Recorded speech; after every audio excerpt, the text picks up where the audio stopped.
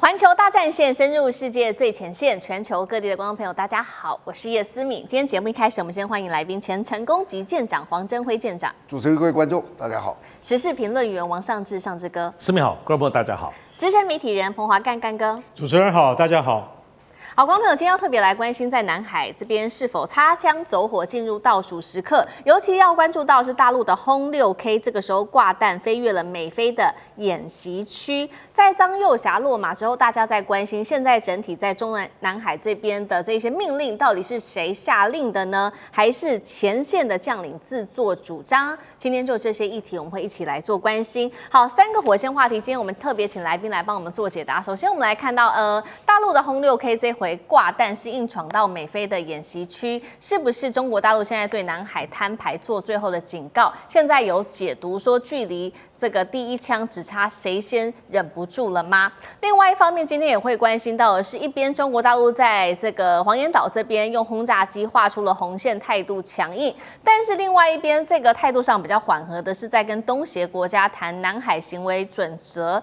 大陆现在是在降温南海，还是用谈判来掩护接下来它的军事上面的动作呢？最后我们也会来关心，在张幼霞正式落马之后，解放军这一次可以说是首度高调对外亮剑，这是习近平亲自下令来稳军心，还是前线将领要表达忠诚，所以让南海这边现在看起来会不会更容易擦枪走火呢？今天就这些议题，我们请来宾一起来做解答。我们要赶快来看到的是在2026年才刚开春，南海现在又在陷入了紧张气氛当中。解放军的南部战区今天要来关心到，在这几天突然组织了战备警巡，派出的就是轰6K 跟他的战机编队，而且是挂弹的，飞越了美国跟菲律宾它的军事的演习区的上空。大家来看到说，那美菲在这个时候做军演出现了哪一些比较大的阵容呢？我们先来看，美方是出动它的伯克级飞弹驱逐舰，菲律宾则是派出它的飞弹护卫舰等等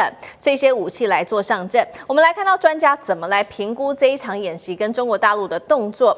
专家是这样说的，他说菲律宾现在在这边呢划设军事演习区，是将中国大陆的黄岩岛直接纳入在管控的范围内，而南部战区这一回派出他的轰6K空域，则是宣告说，中方对于这个黄岩岛的领海跟领空呢，是拥有实际的管辖权的。因此，你菲律宾今天在这边飞来飞去都是非法而且无效的。那么，解放军近期在这边的动作也非常的多，包括在1月底的时候才刚出动了海空的兵力，特别是在这个地方驱离了一架闯入黄岩岛的菲律宾公务机，这一次等于他又是在今年度的2度再次出击哦。所以节目一开始要特别请教舰长怎么看了，是不是双方离第一步先开枪只剩下一步之遥？那我们也来看一下军力上面的对比，尤其是中国大陆的轰6K 跟他的战机编队，今天如果是真的对上了美菲军演的舰队，谁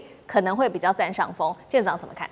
首先，大家所有看这些演习你第一个要看的就是它是不是一个例行的演习，还是一个突然的演习。好比说我们这次正义利剑2025，那是一个突然的演习，那不是例行的演习。你就知道，例行的演习通常它事情没有这么的严重。第二个呢，就是即使是例行的，它的规模大不大？那我查了一下这次演习的资料，美国参与的就是一艘滴滴的驱逐舰，就是神盾驱逐舰，就是一艘船区而已。那菲律宾那里其实也没有很大，所以他们在那里操演呢，坦白说是一个例行的，不是一个非常大规模的。那比较奇怪的是，中国派了一个轰6K去，这个是有一点跟以前是不一样的。要是早期的话，我们面对这种，所以说我很抗议，反制你在这个区域做你们的军事演习通常我们会派一些军舰过去，那派飞机是最容易擦枪走火的。为什么？好比说我当军舰舰长，我今天在这里海上我跟人家对峙的时候，你知不知道我旁边站了一大堆人，除了我之外，我做决定，多少人在我旁边啊？那副老长、那个副舰长，什么什么都会劝你。好比说，干哥是这个舰长，台总统我们转了，忍耐，不可以。所以很多人会劝你，那是一个团体的一个决定。但是所有的飞机，我告诉你，就是那一个飞行员。那个飞行员可能是很年轻气盛的，所以在军事的考量，我们尽量不要派战斗机的年轻的飞行员，因为他可能听一句话就火大干嘛了？就像上次黄伟还是谁这样撞了一下子，就造成一个很大的事件。所以通常我们处理军事的灰色冲突，我们不会派飞机去，我们是派军舰去。那这次你看得到，他派了一个这个还是轰6的战斗机，这让我觉得有点例外。那他们感觉到说，你这次的表达的这个姿态是非常之强。对。那至于你说谁会胜哦？如果说他们在那里打起来，谁会胜哦？你第一个要考虑的就是哦，战争不是说只靠那一个单兵在那打架，就是一旦打起来，你以为就是美国那艘驱逐舰吗？你以为就是菲律宾那艘驱逐舰吗？那中国就那架飞机吗？它不是，它是一个体系的，它会整个都在动员起来。那这是第一个啊。那如果你考虑到这个，你就会知道，中国的有东海、北海、东海、南海舰队，它的南海舰队超过我们南海海域的滨海国家8个国家的所有海军加起来的总和，所以你知道它的实力在中国大陆这里。那第二个，一旦打起来，你一定要想的就是，然后呢，没有一场战争是打完就结束的。你在那里打，你把它击落了，然后大家鼓掌，就通通回家，然后菲律宾去庆祝他们胜利吗？不会，那才刚开始而已。所以战争没有结束的，除非你到结束，你才能评论谁输谁负。所以在那个也不是好的。那至于说中方的这个目的啊，他就是在表达，你们在这里演习，我非常不高兴，就这样子而已。那他也在表达这是我的区域，所以宣称你这个是你的主权，你要不停的有宣称的动作，派兵去，就好比说那个钓鱼台，你看钓鱼台，中国一年派356天的兵力在钓鱼台附近巡逻，他的目的是什么？这是我的，好不好？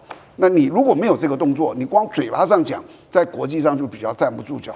那最后一个就是说，这2个兵力，就是我们以现在这个兵力来讲哦，这2个兵力如果打起来，就是一艘轰6K，还有一个这个水面舰，如果他们真打起来，谁占优势？我们不要说别的人进来，飞机占优势。对。为什么？因为轰6K的那个攻船的飞弹哦，大概200、300公里以上，可是水面舰打飞机的那个飞弹只有20-30公里。你看我全都打这么远，你全都打这么短，当然是我胜。这个优势是站在飞机这一边。好，所以在军事上，我们看到中国大陆这次罕见的直接出了它的轰6K，还是载弹的，展现它的姿态，强势的姿态，也宣示主权。那另外一方面，我们要来看到的是，中国大陆针对这个南海的行为宣言，这个在谈判上面则是态度比较和缓。为什么会出现这样的落差？我们等一下请上志哥带我们看。那其实因为呢，我们也看到2026年刚好今年是菲律宾来担任东协的轮值主席国，这一次也确定了有关于中国跟东协的南海各方行为宣言的这一次的高官会议选在菲律宾的宿务举行，双方力拼2026年就要完成南海行为准则的谈判。为什么南海气氛在军事上这么的剑拔弩张，可是在谈判上看起来却是相当的和缓？像这个怎么看？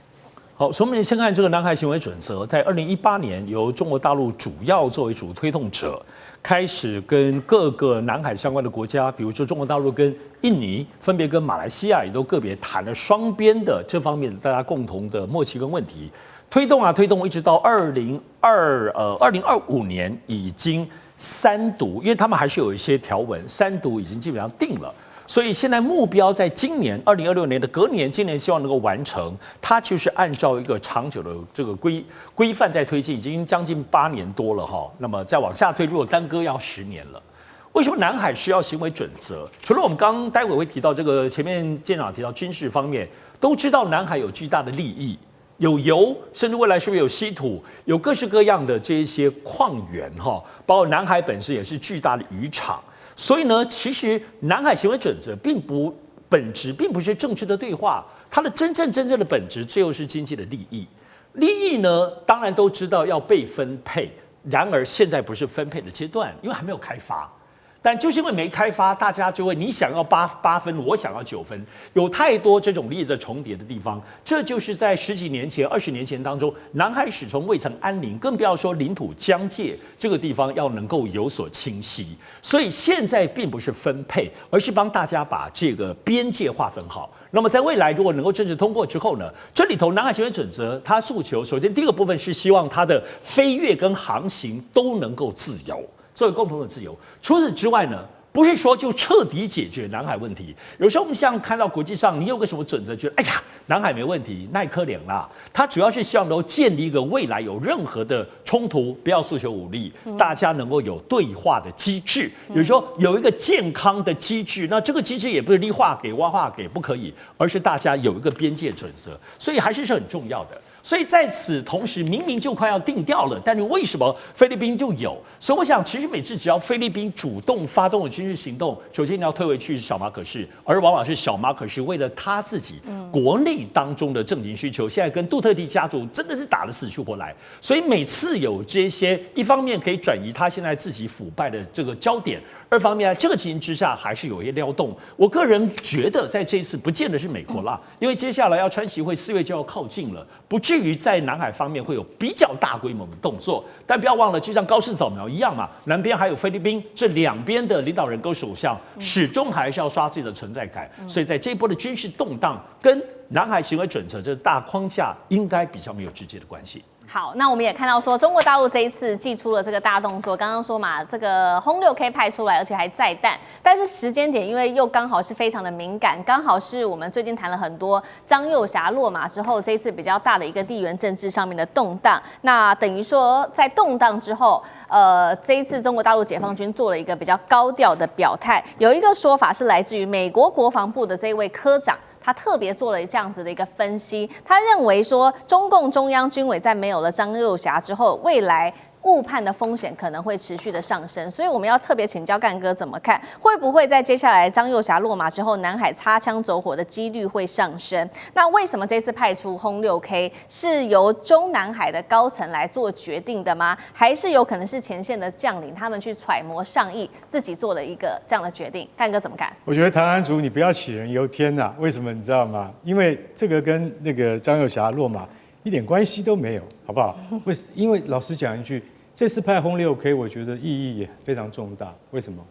因为以前通常都是有海警啊，不然的话我们就是派出什么，我们就派出054，顶多派到052D 中华神盾去负责巡弋，像楚碧礁、黄岩岛好等等，像这永暑礁这样的海域。那这一次直接派轰6K去，来我们来看轰6K它到底有什么本事。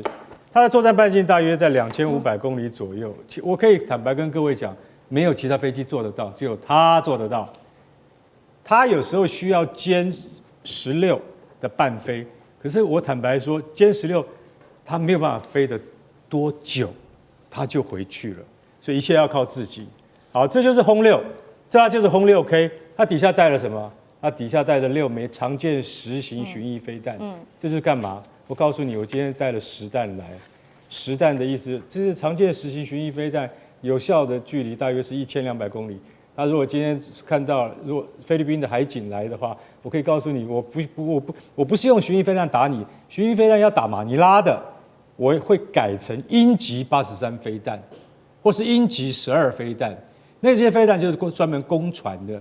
然而，你菲律宾海军的船恐怕没有大到足以让我使用鹰击飞弹。为什么？因为他们现在最新的，刚刚下水服役，从南韩现代重工2艘飞弹巡逻舰服役了，不简单，排水量3000吨，那会成为轰6唯一的目标。所以现在会派轰6去，对于对于黄岩岛这个地方来宣示主权，我觉得意义是很重大。因为像舰长讲，用飞机是最快的，为什么？用飞机很快就会达到你的政治跟你的宣传目的。飞机飞到你的头上，你就知道说，哎呦，那个会丢炸弹的，我很害怕。这就是要让你害怕。那后来我们也会想到说，哦，后面这家是什么？这家就是轰20，没有真正轰20的模型，我只能全且用 B2 的这个模型来替代。那将来会变成它，所以你会认为说，那菲律宾他今天要怎么样打这场仗，我也看不太懂。为什么？因为说一句实在话，其实在这个20大以后，习主席的地位是更加的稳定。那在这个底下的话，他必须要宣示他的主权，所以在跟菲律宾就争这个黄岩岛的控制权上面的话，中国是绝对不会让一步。还有大家知道，黄岩岛上面是不能驻军的，因为它只在涨潮时，它还能够看得到沙洲而已。为了一块沙洲，解放军都不能够退缩，你就晓得中国的意志有多么坚强，习主席的那个意志有多么坚强了。好，谢谢干哥。那我们休息一下，马上回来。地缘政治、美中之争、战略价值、强权崛起、小国生存，现在与未来洞悉事件走向，掌握世界脉动，全球观点尽在环球大战线。接下来我们持续关心到的是张幼侠落马。那这一回呢，解放军是说换羽重生，难道习近平现在是在整军进入倒数阶段了吗？随时能打胜仗吗？我们今天就这些议题一起来做关心。我们特别关心到，在张幼侠还有刘振立落马之后，解放军报这个时候突然间出了一篇他的最新评论，是这样说的：以强烈的使命担当攻坚奋进。那他特别提到了说，要查处张幼侠跟刘振立等腐败的分子，目的是清除影响事业发展的拦路虎跟绊脚石，并且这边特别提到说，2026年就是实现建军100年奋斗目标的攻坚之年，要随时准备能够打仗，随时准备能够打胜仗。我们看到华府智库怎么说的，他认为说，解放军现在正在朝中国国家主席习近平设定的2027年现代化目标前进，但是关键来了，张幼侠明确的点出了说，2027年恐怕没有办法达到，而是要在接近2035年的时候才能达到一个现代化的目标。所以看得出来，两个人的在现代化跟建军发展上面差了8年，主要的原因是什么？另一方面，我们看到习近平这边提到解放军要到随时能打仗，他是说在关键的2027年，但是张幼侠说没有办法，要到2035年，这会不会是习近平今天痛下决心要整顿的真正原因？舰长怎么看？首先我要知道，就是你们可能不太了解职业军人的这些想法哦。其实职业军人尤其高阶哦，他们是基本上都是鹰派。为什么你知道吗？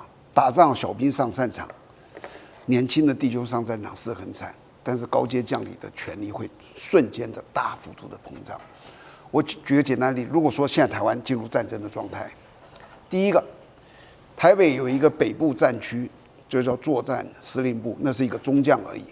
只要一进入战斗状况，他的权力会远大过台北市市长。他可以立刻去征用你这，征用你那是战时。所以你知道，战时军人的权力是很大的。那你从这样讲，我几乎所有看到高阶的，最后都是鹰派。那谁是鸽派呢？我看了这么多人，我觉得习近平是鸽派。为什么？你从他讲了好多事情，第一个。有人跟他讲说：“这个美国就是希望诱惑两岸打起来。”他说：“我才不会上当呢。”这是一个。第二个，你要知道习近平的角度，他是站在全国叫做总书记，总书记的观点是看到全国的发展。我一再的看到，不断的有知识分子在呼吁这个解放军北京或怎么样，你们20年之内不要打仗，你只要不打仗。你按照过去20年的这个进步嘛，你可以看得到过去20年怎么去，你再这样进步20年，你知道他的实力会多大？就像稳稳当的，可是一个打仗，那是一个大变数，他可能就停滞在那，或甚至倒退。所以如果你是习近平，就知道我真的尽量不要打仗。台湾台独怎么样？他会独吗？不会的，他会跑掉吧？他也不会的。就在这，我越来越强大，将来统一就会越来越方便。所以习近平。我也听过一个认识习近平旁边的人，有一次跟我讲说，因为他是在两边做生意，他有一次跟我讲说，他听他讲，习近平说他绝对不会动用军事手段，因为他可以用别的手段，有太多手段了。你为什么要动用军事手段呢？所以你说像这个东西，如果今天是习近平说2035，张幼侠说2027，我觉得即使我也不相信，但是我觉得还有一点可信。但是现在正好反过来的哦，谁说的？那个华府智库那个小孩子，你看多年轻的一个小孩子，根本不懂，他也不懂解放军。所有的军队记住哦，政治决定打不打，军队决定如何打。如果中央政治局常委7个人说我们要打这场战争，张幼侠他有什么资格说不打？他有各种的方法，他都要去想而已，所以他不可能去推辞说我不行打。所以这个是我真的是不太相信的。至于那你说那最近为什么抓了这么多上将？你们可能真的忘了，不是只有抓上将啊。习近平上任到今天，我刚刚才查的，这个ChatGPT，他总共查办了多少人？中国共产党720万人，超过中共共产党百分比超过7%。我觉得习近平是有一个有大志的人，我从来没有看过一个人像他这样子的全面的打贪。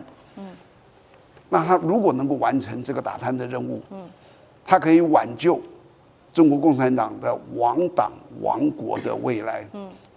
再照他们这样贪下去，真的会亡党亡国。所以我觉得习近平在做的是这件事情，我希望他能够成功，我希望他能够挽回中国共产党当初的那个初心，叫做为人民服务。好，一方面习近平现在的动作是在打贪，那另外一方面有没有可能他也是想要借此来替解放军建立一个全新的指挥体系呢？这个我们等一下一起来做解读。因为呢，其实我们看到解放军报，同时在这个内容当中，除了刚刚特别提到之外，其实它还有其他的内容。它特别里面又强调说，查处张又侠跟刘振立是拔除流毒根源，还有实现换羽重生、全面从严治党、反腐败斗争的重大胜利。那全军他特别提到要以习近平时代的中国特色社会主义思想为指导，贯彻政治建军，并且这边特别强调了说，接下来要听习主席指挥，对习主席负责，让习主席放心。讲了这么多次，像这个怎么看？我想现在对张又侠这个部分的处分，在中国大陆内部已经定调非常非常清楚了，而且他们在自己本身也提出张又侠有犯了5大问题，当然其中最重要的第一个是贪腐，那贪腐这个没有疑问。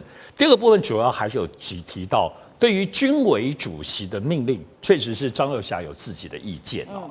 那我想这几天在美国方面，特别《华尔街日报》披露了好多的消息，包括他跟美国方面怎么又说他泄露了什么中国大陆非常关键核武器的密码等等的这些说法。但总体来说，确实没有疑义的部分是在整个解放军系统里头的最高位置的张又侠，相对来说是我们不能说亲美，但是跟美国方面有沟通管道。那么在各方面他也亲自访问过美国，所以这里头确实是有在美国方面是比较不一样的，有一些沟通的机会。那么第二个部分是，确实张又侠有自己的一些想法跟主张。我想在前几年的时候，无论是在外媒，或者是包括法轮系的这些的夯不啷当这些媒体在讲里头，很多的捕风捉影，都认为在军事层面上，习近平生病啊，习近平等等的这些流言蜚语，只要稍微在讲的时候，大家马上把军令指向张又侠。那张又侠确实是2把手是事实，所以现在这一波的定调，毫无疑问，当然我们看到刚刚思明讲那3句话蛮特别的，他提到听习主席指挥，对习主席负责，让主席放心。这个3句话也不是平常他们就在讲的，就表示说过去确实没有那么听指挥哦。所以这次当然是作为一个解放军当中的，由整个所谓中央军委主席，由习近平自己本身在指导这件事情的话，应该是没有疑义的。那至于这些刚刚讲有没有什么流露出去，慢慢大家会查证。只是说，到底习近平是不是现在开始把张又侠查了之后呢，就要开始好好来整顿？其实我们在台湾每次听到这样子的分析，我都觉得很头疼。对于中共，你要理解，他只要宣布或做一个具体的行动，我想就张又侠要查他的弊病，包括他这么高，至少准备2年以上。也就是说，他抓了、宣布了，不是说抓了宣布我才要开始做改革，而是人家2年前已经在准备，而且已经在改革。这几天其实在中国大陆，包括外媒讨论很多。举个例子，就是先前有关于北京的军区，早先在北京，习近平的中南海是北京军区管的，可是后来把北京的这个叫卫戍区拨出来，放到陆军里头，直接给中央军委管。也就是说，北京这边所谓的御林军或者是所谓禁卫军，不再是北京军区。为什么？因为先前北京军区就是张又侠的直接的爪牙管的，所以在最敏感的时代就剥离出来的，而这就是几年前的事情。所以我觉得这个当中有很多的权力的暗潮汹涌，并不是现在啪就扑上前去，而是布局相当的久。话说，其实习近平的改革，军事改革从2012年他上任的隔年就开始了，反贪腐也好，把7大军区过去都是每一个上将都自己抓个军区，有点像古代的这个所谓的诸侯，或者是中国近代的军阀割据一模一样。后来大改，变成5大战区，把陆海空火箭军在战区里头，所以不再是陆海空军火箭军大家各自领导，又跟打仗这件事情由战区来主建军。为主。习近平这个大的规模，更不要说司法反贪腐哈。所以我觉得这一路而来，不是张又侠此刻接下来他已经弄很久。我认为张又侠是整个军改的据点。好，那干哥要怎么看呢？对，完全正确，我非常同意上次说的，因为我不可能是你从那个苗华、何卫东一路以来，对，然后现在是最大的张又侠，连张又侠都倒了，那前面就一路平坦了嘛，没人可以阻挡习近平的嘛，那怎么办呢？那中央军委现在只剩下张胜明跟习近平，那是不是空前的这个不稳啊？对不对？说不定连下重要决策的能力都没有。真的太小看习近平了，不要紧张。然后还有这个汤广正，也就是华府智库詹姆斯基金会的研究员，他说：“这个张又侠明确表示要2035年才有办法对台湾动武，难道习近平不知道吗？那习近平就是要2027年就要动手，然后那个跟张又侠完全意见相左，因此造成两人的局域，所以造成他中箭落马。”你太小看整件事情，没有那么简单，绝对没有那么的简单。你不能就这么三言两语几句话就可以去解释为什么张又侠会落马的原因啊。那刚刚有提到说这个林彪说过的那些话，要听这个毛主席的话，要听这个毛主席的讲的话啊。那其实老实讲一句，这个对于五大破坏而言在习近平的眼里，这其实很重要。有时候不见得是说我们两个意见相左，而是在我很久以前就发现说，以你们这一批中央军委可能没有办法贯彻我的意志，对吧？就是说可能没有办法真的理解我想要什么。习近平他真的想要用战争或武力作为解决台湾问题的手段吗？我看不见得。我不认为他真的想这样做。如果想要这样做的话，早就可以了。他现在是希望说不用一兵一卒，不费一兵一卒，用封锁、用威吓、用各种各样的手段就能够做到。所以在这种前提之下，为什么一定要透过战争的手段呢？所以我不认为，不管是2027或2035，不是这两位老朋友会弄到剑拔弩张的原因，他一定另有其他更高深的，才会等到说。今天习近平动手，其实他前面布局早就已经很久了。我不认为说习近平是认为他一定要用武力来解决台湾，这里面也有很多千丝万缕。我觉得我们继续观察下去，但我能够确定，就是习主席他更加审慎来看待这件事情，他出手一定会更加的让我们觉得什么，经过了非常的深思熟虑。绝对不是像川普那样随随便便就放话，随随便便就动手，他一定要一击就成功的。好，谢谢干哥。那我们休息一下，马上回来。地缘政治、内中之争、战略价值、强权崛起、小国生存，现在与未来洞悉事件走向，掌握世界脉动，全球观点尽在环球大战线。接下来我们要关心稀土战现在正式开打，尤其川普现在正式的在白宫宣布，他要砸下120亿，要做什么呢？搞一个国家金库。另外一方面，他还拉了20个国家一起要做这个稀土相关的事业，来围堵中国大陆。全球供应链现在正式的进入去中国战时体制，能够成功吗？今天一起来做关心。好，刚刚特别提到的嘛，川普他启动了这个金库计划，这个是国家级别的稀土储存工程。我们赶快来看一下细节是什么。投入资金相当于大概120亿，也就是3700多亿新台币，主要是由美国的这个出口银行主导融资，然后还会有一些私人的资本，建立一座现在是说可以支撑60天左右的一个战略矿产的库存，不要再依赖中国大陆，靠自己可以至少支撑60天，但这样够不够呢？那储备的清单也当中特别提到了，包括了稀土之外，还有铜、锂、钴等等，主要就是为了这些汽汽车制造商、科技公司跟其他的制造商特别做一些储存的动作。那现在目前根据统计，有10多家的重量级企业已经表示会参与计划，当中比较知名的公司包括通用汽车、波音还有 Google 等等的高科技的公司，那么还有掌握高科技材料的康宁。我们来看到川普的动作，除了做这个金库计划之外，他现在也正式的宣布砸16亿美元，500亿新台币取得美国稀土公司这一间公司企业的10%的一个股份，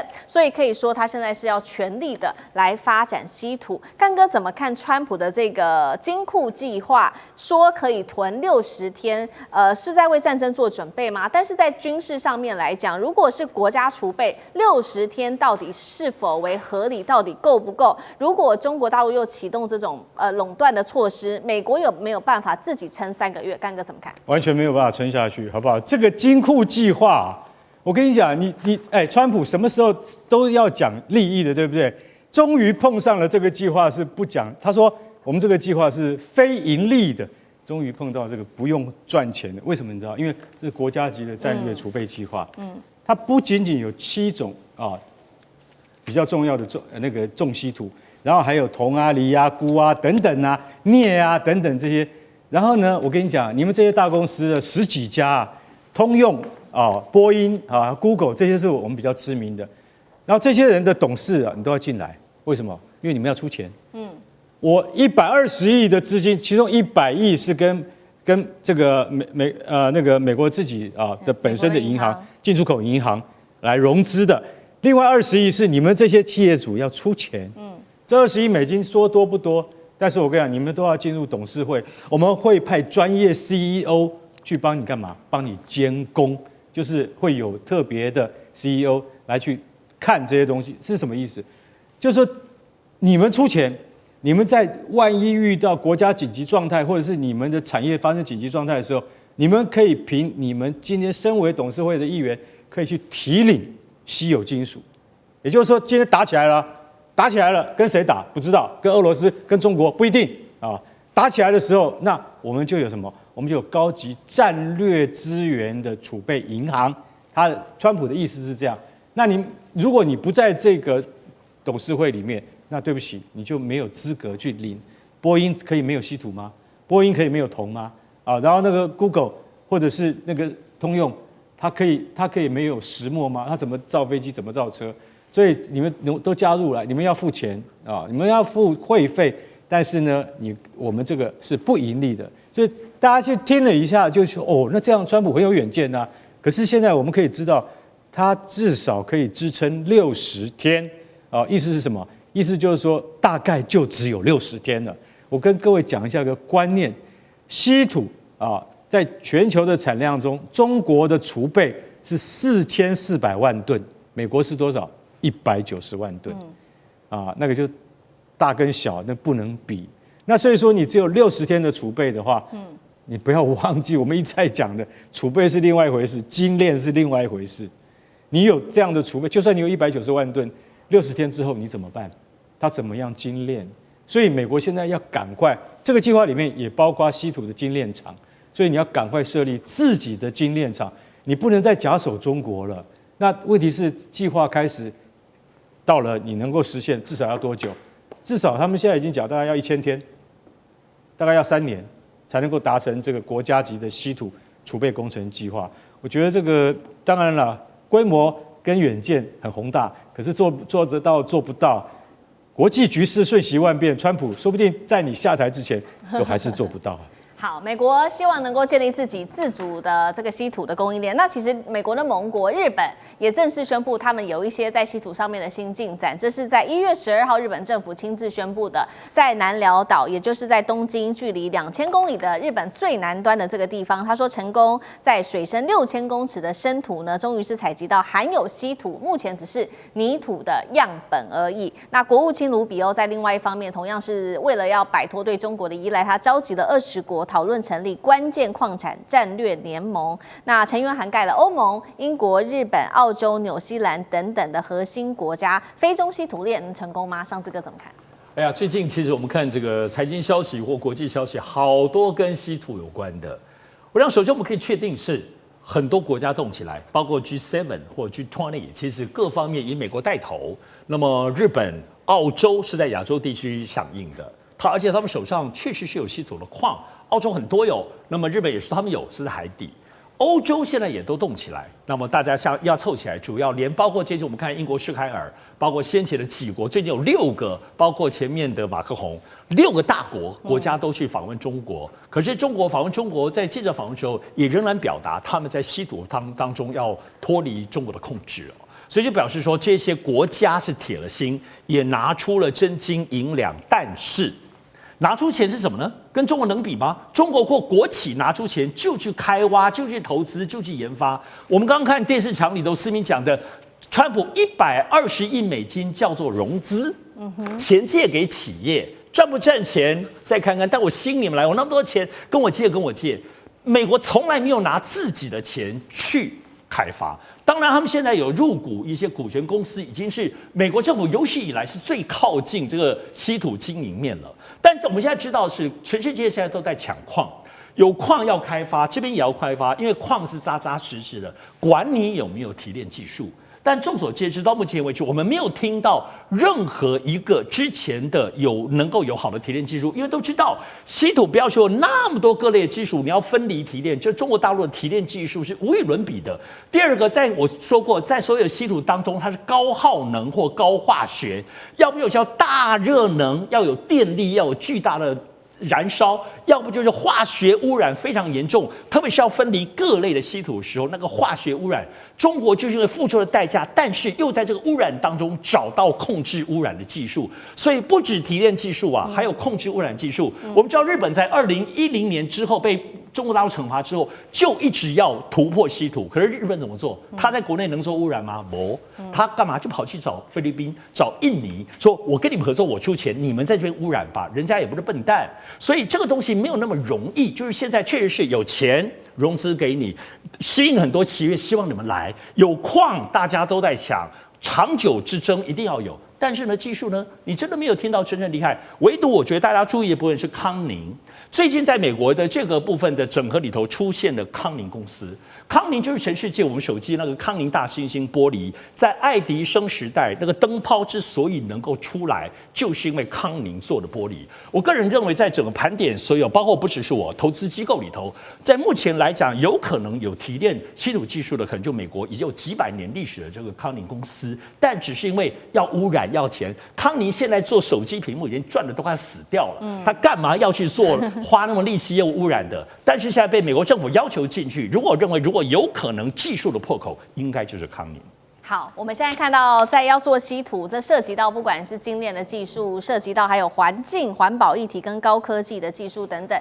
在这种长远来看，一边是中国大陆，一边是美日跟他的盟友来看这一场稀土战的后续，舰长怎么看？刚刚桑师兄已经说得很清楚了，制造稀土其实它真正难的是它的技术，它的 know how。我有一个矿哦，只是这个的入门的一个仪式，叫做入门的门槛而已，起手式。那现在全世界的针对做稀土的这个叫做专利有将近快要7万项，7万项中间中国大陆大概有60%，所以他知道的最多。那我也看过了一篇这个专门的一个这类的文章，很长，他写的就是说，美国想要去克服这个的话，想要做到跟中国一样的这种程度的话，这种能力，它基本上是一定是国家推动，要推动花上兆元，然后大概要10年的时间。刚刚可以看到，川普在这里成立一个融资是120亿，那个上兆元是10个1000亿，你就知道这是根本是小儿科。他只是这样子去动，他想要这样子去做，但是如果说中国把这个稀土当做一个武器化的话，它到底会有什么影响？我想这有短中长期。短期，美国跟他的盟友会非常的惨。我说这个短期在1年之内，他们很多会停产。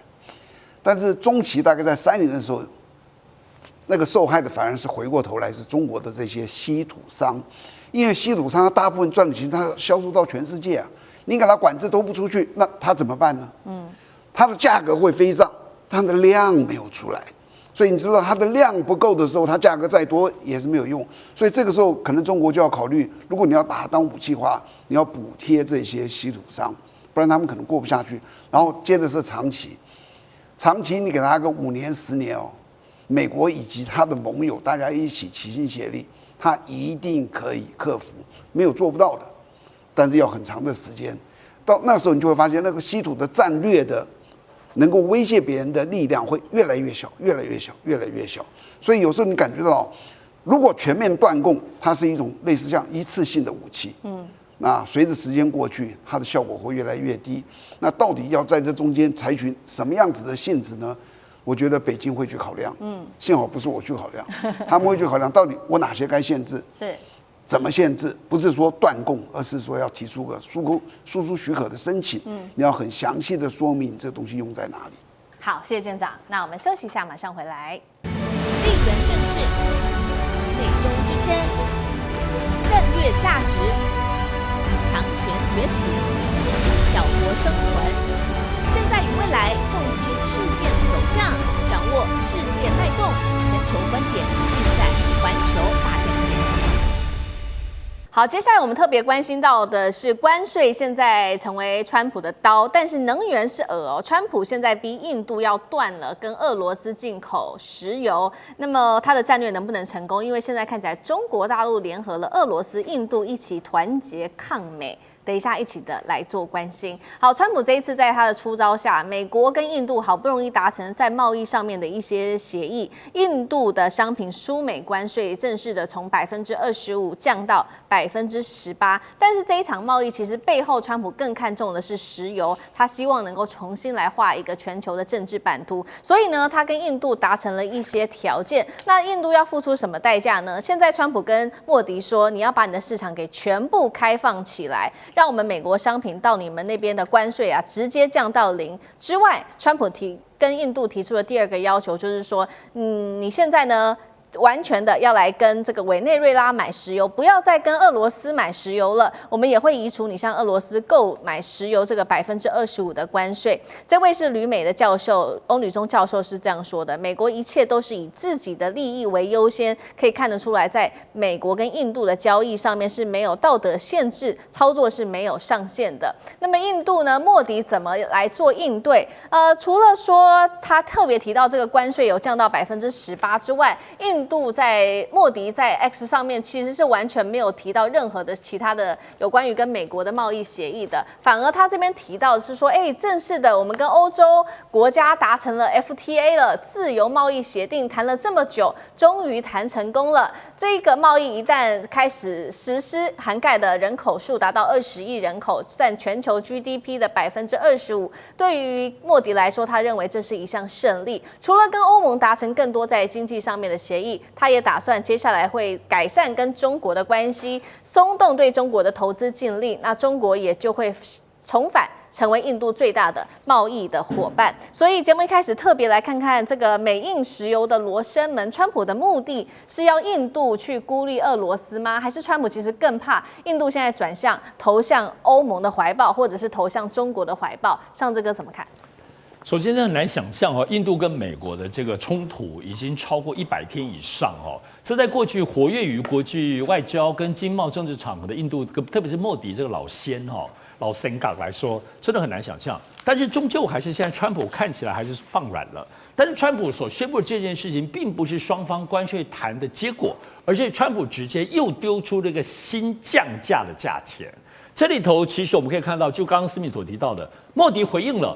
但是他只证明了说没有说关税降了，但他没有说好，没有说不好，没有说其他东西有什么条件，就表示说这个不是 final deal。要知道，美国跟印度这个冲突，其实就是在先前大家有心结的情形之下，川普可以说是顺势。针对于要制裁俄罗斯，针对于乌克兰战争，始终没有办法突破，从这个点上，然后把印度卡进去。印度有点像是就是穿越马路当中不幸被碾压的这个过程哦，所以也不能说衰，但是我们知道印度就是这样，他向来就是看风向的。印度人是所有当中，我不能说最聪明，但是真的是最贼或最狡猾的，所以可以看得出来，目前全世界特别是在达沃斯论坛之后，可以看到欧美所有的国家感受到川普的霸气，这种绝对的强权，大家另寻新的这种突破之道。这当中最关键的，就跟相对来说比较信赖、知道可以长期稳定建立的关系的中国再重新探索。前2天，其实施凯尔英国首相就讲说，中国大陆是一条很大的大象，你摸象腿或摸这个身体上墙壁，把这个古老寓言来的描述，表示说。那么多国家跟中国那么多往来，都还在瞎子摸象，那就更不要说是印度。所以我认为印度现在看好吧，跟川普当然终究美印的关系一定会化解，它都是起起伏伏的嘛，不可能永远敌人。但是看到现在所有欧美国家都开始跟往中国去，而事实上早先。印度跟中国跟欧美国家比起来，可是其实关系又久又深，又爱就相爱相杀了哈，所以不可能是干冒着大家都抢进跟中国买的东西都买完了之后，跟印度没有什么交易，所以看起来印度得罪了美国，现在要对中国当中也要赶快赶上大国的潮流了。好，所以莫迪他是很灵活的哦，达到一个战略平衡，在中国大陆跟美国之间。那现在川普呢，希望莫迪能够跟委内瑞拉买石油。另外，川普还希望跟委内瑞拉买石油的，就是他提了，希望中国啊，你也能够来跟委内瑞拉买石油，来做一笔大交易。但是中国会买单吗？舰长怎么看？因为目前哦，这个。邵伊谷跟王毅正在北京会面，双方中俄之间已经说好了，大家未来会有更多更密切的一个交流。川普到底有没有本事在中俄之间来见缝插针？舰长怎么看？中美哦，对这个石油哦，他们基本的看，我就这样说，这个习近平跟川普看这个石油最大的差异在这里。习近平呢，就把它当做一个生意，这就是一个生意，好吧？全世界的生意，我们都要相互做生意嘛。你卖。我买，这就是一个生意经济活动。川普呢，把它全部当做一个筹码，就是我抓到这个东西，我能够威胁你什么，我能够威胁他什么，我能逼你做什么。你看中国绝对完全没有做这个事情，所以你知道他现在中国对委内瑞拉石油，第一个委内瑞拉石油不是很好的，大家应该已经知道了。第二个，委内瑞拉距离中国多遥远，知不知道？哪里最近？好比说俄罗斯很近，中东很近，中亚很近，像波斯湾那里都比较近。最遥远的地方就是委内瑞拉，油资又没那么好，所以中国也没有去断，因为做生意你不要把所有的鸡蛋放在一个篮子里哦。整个中国你去看，它是给它分开来的，委内瑞拉只有占几%而已，是很小很小的。会不会因为川普说这东西我就特别买了？不太可能，它就是一个生意而已。商人觉得你便宜，觉得进价可以，我就会向你买，就这么简单而已。不要把它当做一个战略的这个手段。第二个呢，这个想要在中俄之间见缝插针是很困难的事情。为什么？中俄非常要好，对不对？不是因为感情，是因为他们的安全。因为他们现在安全都要面对美国，所以你知道，就是我们两个为了安全，哇，我把你丢掉，我可能会危险；你把我丢掉，你可能会危险。不是因为我们有什么感情特别好，中俄的历史感情一直都不好。但是这个东西就是因为被美国逼的，双方的因为安全把它绑在一起，这个安全的东西你如何见缝插针啊？非常困难的，这是第二个。然后至于你说这个川建国，真的是我觉得是中国的战略机运，他采取的手段越强越硬哦。小国会屈服，台湾就屈服了，因为我没有办法对抗。可是大国哪那么好屈服啊？中俄都是大国，只要他能够结合大国的，他也不会屈服。所以你去看看全世界现在，大国几乎不屈服，小国一个一个在屈服。尤其我们台湾，因为我们的安全完全仰赖美国，那个很重要。美国现在我不要做任何处分，我只要说所有的军售武器我不卖给你，台湾怎么办？就很危险。所以他只好乖乖听话。